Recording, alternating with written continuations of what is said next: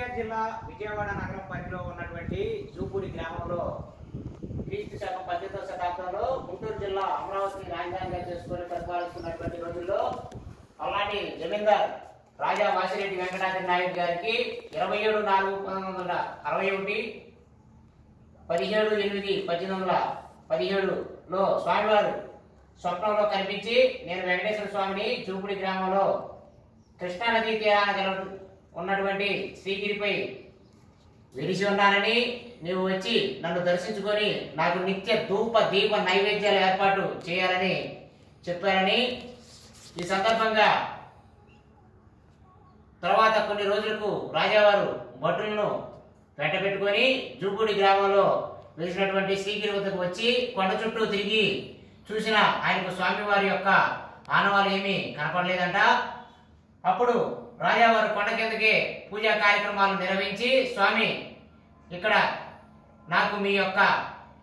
నిజ దర్శనం ఏమీ కనపడలేదు, మీరు ఇక్కడ నాకు మీ దర్శన భాగ్యం కలగజేస్తే నేను ఏమైనా చేయగలుగుతానని ఆ స్వామివారికి అనేక విధాలుగా ప్రార్థించారంట. అప్పుడు స్వామివారు బాలుడిగా ప్రత్యక్షమై, మీరు రండి నేను దారి చూపిస్తాను అని ఆ బాలుడు ముందుకు నడుస్తుండగా కొండపైకి దారి ఏర్పడిందని, రాజావారు భటులు గ్రామస్తులు ఆ బాలుడితో పాటు కొండపైకి వెళ్ళారని,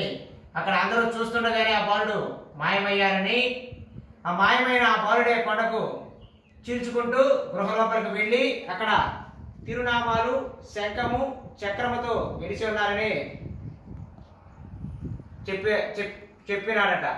అంతటా రాజావారు స్వామివారిని దర్శించుకొని పూజలు నిర్వహించి ఆలయాన్ని అభివృద్ధి చేసి స్వామివారికి నిత్య